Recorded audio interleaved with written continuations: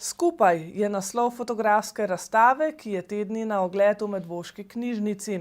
6 avtorjev, sedanjih in nekdanjih članov fotografske sekcije društva Fofite, je na ogled postavilo različne motive v črno-beli tehniki, ki je za mnoge fotografe ena najljubših, saj motivi brez barv dobijo čisto nove dimenzije. Naša ekipa si je ogledala odprtje razstave, avtorji pa so predstavili svoja dela. Razstavljalci so dolga leta pod vodstvom mentorja Borisa Primožiča pridobivali izkušnje na različnih področjih fotografije. Zato je tudi ta razstava raznolika. Prijatelji, ki jih druži ljubezen do fotografije, se predstavljajo vsak svojo temo v črno-beli tehniki. Avtorji so v knjižnici Medvode že gostovali na skupinskih in samostojnih razstavah.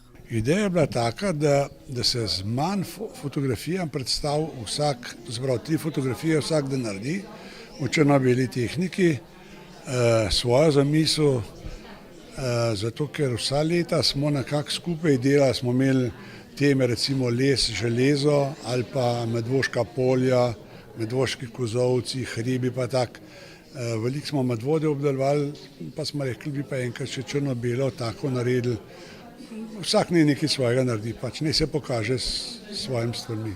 Kakšna je specifika črno-bele tehnike? Zdaj mi laiki mislimo, da daš samo črno-beli filter čez in je to. Kakšna pa je v resnici specifika te vrste? Jaz izhajam še z klasične fotografije, smo imeli črno-bele pa barvne filme, ne? Ampak črno-bela fotografija kot taka je bolj pripovedna kot barvna, ne? Ker pri barvni fotografiji te barve zavedejo in nekaj gledaš, ki je rdeč, ena ima rdečo obliko in sam tisto rdečo obliko gledaš in ostalega ne vidiš. Pri črno-beli fotografiji se recimo pri ljudeh vidi mimika obraza, roke, mislim, to bolj gledaš, ne. Bolj je pripovedna, ne. Barvna je za razglednico v bistvu, ne. V črno-beli tehniki velikokrat delamo, ker imamo vsi radi črno-bele fotografije. Zbrali smo pač to pot, vsak svojo temo. Jaz sem svojo drugo ljubezen, to je narava, ne, sem predstavila 3 fotografije gozda. Druga tema je bila ponavadi arhitekturo, imam rada stara mestna jedra, ker je bilo pa to na prejšnji razstavi, je pa zdaj gozd, po katerem jaz izredno rada hodam. Zdaj, naravo smo navajeni v barvah, ne vedno občudujemo pomladi, poleti, jeseni, kako spreminja barve. Kako pa je ujeti oblike v črno-belo tehniko? Je drugače verjetno? Je drugače, motiv moraš majčkeno drugače zbrati, pa je to lahko zelo lepa fotografija. Poleg Borisa Primožiča in Irene Krasnik so na ogled postavljena še fotografska dela Ade Trkulja, Grete Skvarča, Matevža Jeklerja in Petra Slaparja. Od kje navdih za vašo temo z naslovom Abrakadabra? Ja, izhajala sem iz svojega imena, a ne? Ada Kadabra namesto Abrakadabra. Zelo me zanimajo te triki, oziroma tukaj gre bolj za zgodbo, kako nas recimo televizija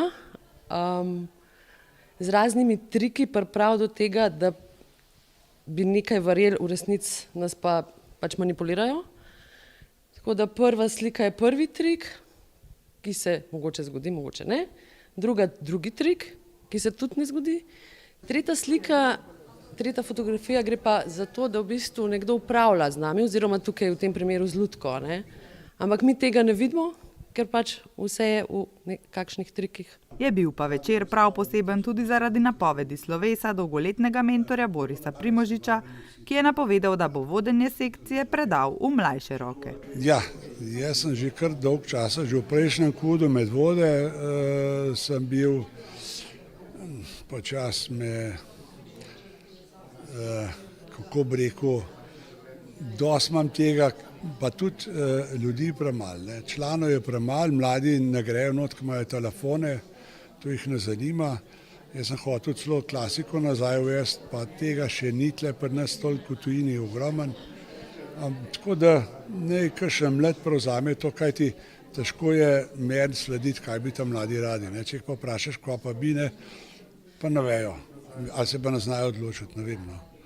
To počasi bom nehal, 70 let sem bil dela star in bom še kakšne druge stvari delal, pa malo za dušo bom delal. Kaj pa planirate, kaj so te načrti za dušo? Ja, za dušo, jaz bi naprej s fotografijo se ukvarjal, klasiko, ne. In pa jaz sem delal cel življenje airbrush, retušo in bom še s tem malo nadaljeval. Ne. Vsekakor pa še vedno vabijo nove člane v svoje vrste. Razstava skupaj pa bo na ogled do 15. decembra.